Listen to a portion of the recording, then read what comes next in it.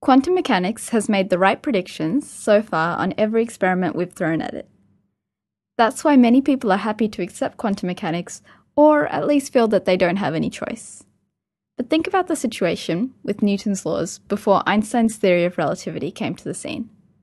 For 200 years, Newton's laws seemed to hold perfectly in every experiment done, despite the fact that they're actually wrong and relativity is a better description of reality. How can that be? Because Newton's laws and relativity give almost the same predictions on many experiments. Newton's laws are only obviously wrong at high speeds, but people couldn't do those experiments for a long time, so no one noticed that Newton's laws don't always work. Going back to quantum mechanics, it's possible that there's an alternative theory that makes all the same predictions as quantum mechanics on experiments that have been done, but might make different predictions on certain experiments that haven't yet been done. If an alternative theory exists, maybe it can explain this stuff without resorting to all the craziness quantum uses. I should probably mention at this point that if you haven't watched my last few videos and you've heard that alternative explanations to quantum are impossible, then you might want to watch this video explaining Bell's theorem and why that isn't the case.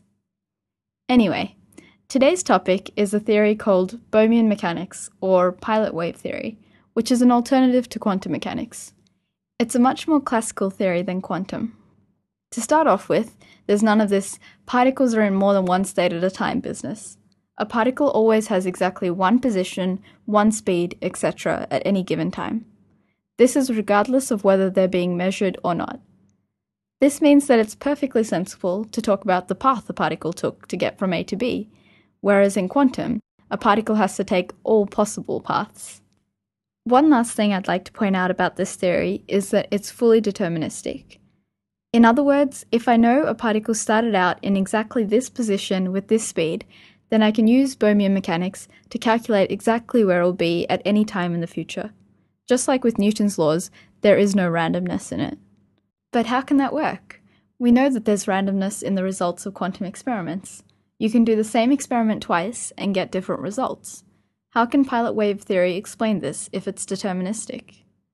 The answer is that randomness is not true randomness. Think of a coin. It seems like if you flip a coin, then the result is perfectly random. There's no way that you can figure out whether it will be heads or tails. But that's not actually true. If you know which side the coin started on and all the forces that affected it, in theory, you can use Newton's laws to figure out exactly what you'll get. So it only looks random because we don't know all the forces. I'm going to call this type of randomness because of ignorance. Pilot wave theory proposes that the randomness we see in these experiments is of this type.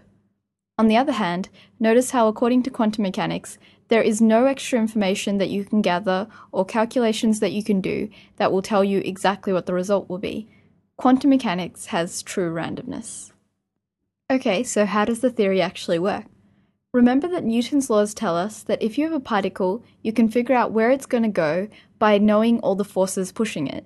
Some of the forces that we're used to are gravity and electromagnetism. Well, Bohmian mechanics is just Newton's laws with one slight adjustment. There's an extra force. We'll call this force the quantum force, and this is the really important bit. You figure out what strength and direction that force pulls a certain particle using the wave function. You use the exact same wave function for quantum mechanics for that particle to calculate the quantum force.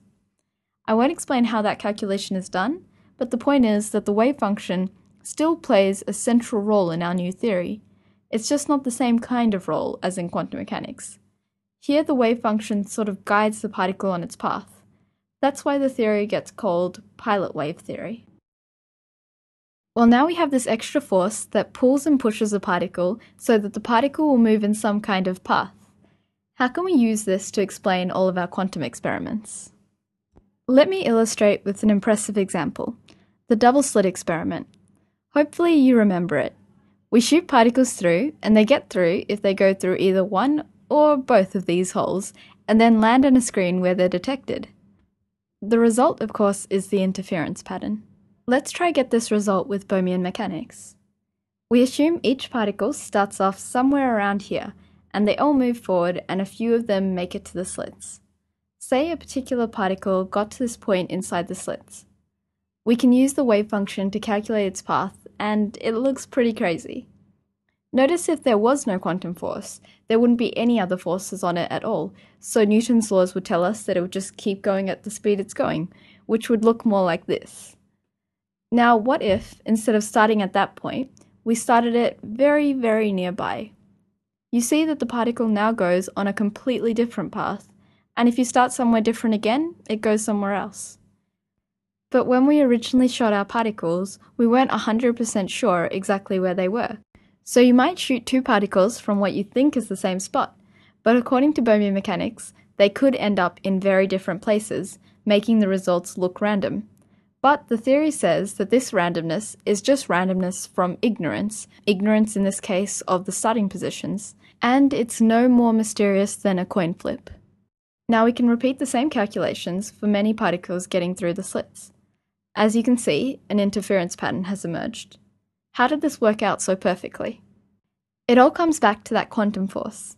It's based off the wave function and designed specifically so that of the particles moving under its influence, most will end up where the wave function is big. Basically, that force is rigged to make it give the same answer as quantum mechanics. This leads to some weird conclusions though.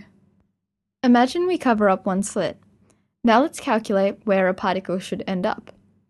Here's one particle's path. Now we might naively expect that if we open up the second slit, its path will still look the same. That's not the case though. What changed? The wave function. The particle itself doesn't go through both slits, but the wave function does. Therefore, the force on the particle is now different. So, in a way, this superposition and interference business hasn't completely gone away. It's just more hidden now. Well, that's all I'm going to say about how the theory works, but I'll finish with some quick thoughts. I think pilot wave theory is very impressive in the way that it gives the same answers as quantum, but to me, it's most impressive in that it's shown two completely different explanations about reality can both explain the facts. Will we someday be able to test which one is true? If so, how? And if not, what does that say about physics? Are we really finding out the truth? Or are we just telling stories that work?